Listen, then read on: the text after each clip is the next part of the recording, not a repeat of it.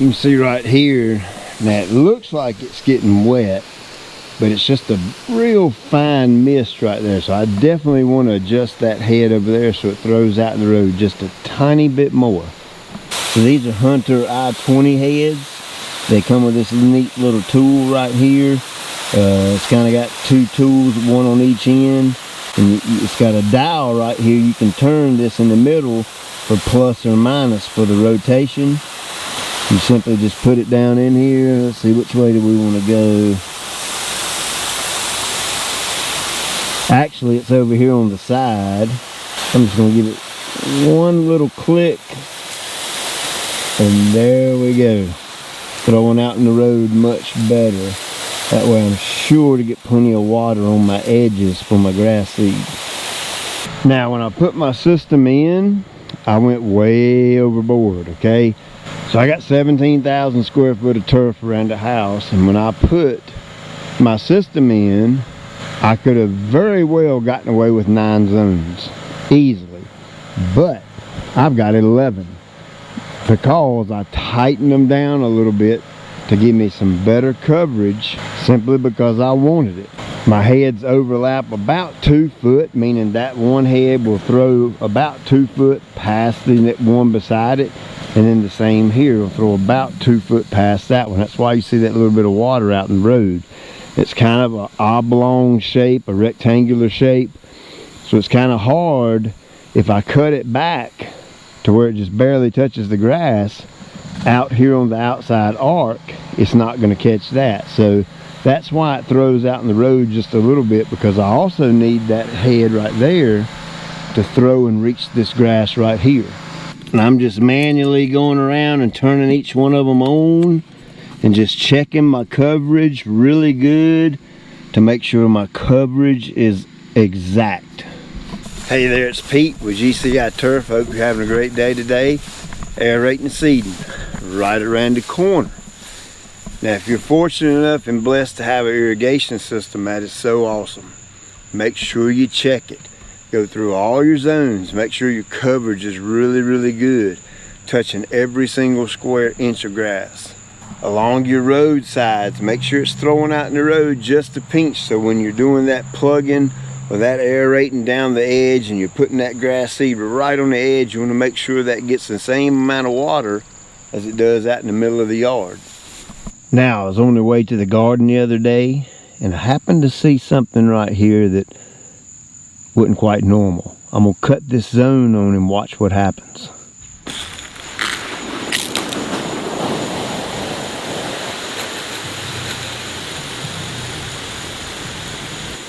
Just wait for it.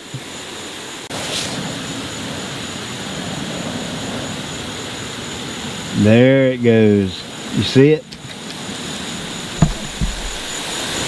Look at there. See it puddling up around this head? So I've got something in there that's not quite right, because it should not be leaking like that. So that means I need to dig this head up and either replace it or fix what's damaged. Well, I just figured it out. I didn't do it, but just barely touch it, and look at there. Look what I got. I think the elbow may be broken. The elbow that connects to the funny pipe. I bet that's what it is.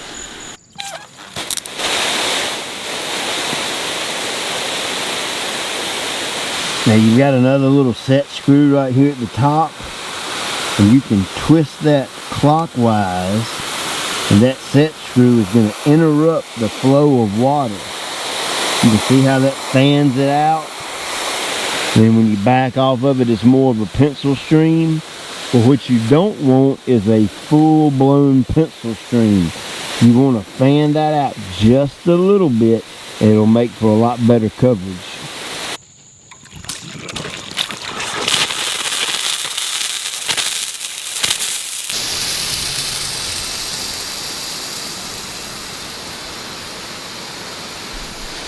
Now, for those of you who don't have an underground irrigation system, these are the big sprinklers. I've been using these things for a very long time.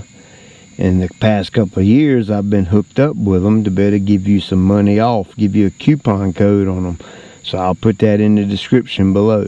Now that right there is the jumbo sled, and that's kind of the little brother to it. Now this right here is the wobbler version, which is really cool.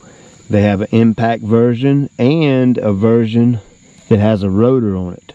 If you're like me, and I've been through almost every single sprinkler at the big box stores, and I got tired of them wearing out and breaking, that's why I went in search of a better sprinkler. I found Big Sprinkler, and I have not had any issues whatsoever. The things, they're almost bulletproof.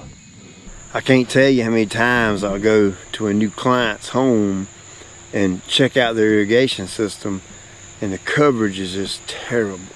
Dry spots everywhere.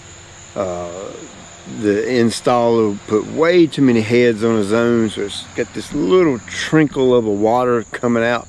No different than a dog hiking his leg up on a tree and taking a leak. And man, it's just discouraging when you see that. When you can take a little extra time and a little more effort and put it into installing your irrigation system, and man, you can have something really nice.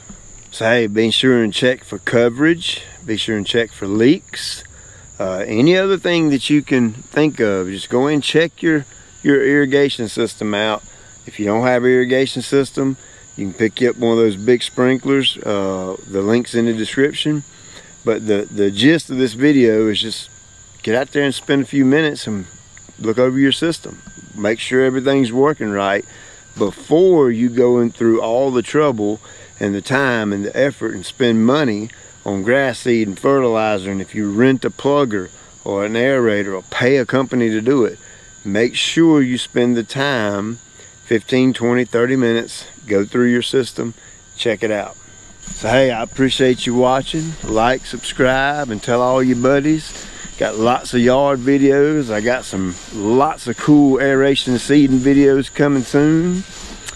Thank you for watching again, and I'll check you later.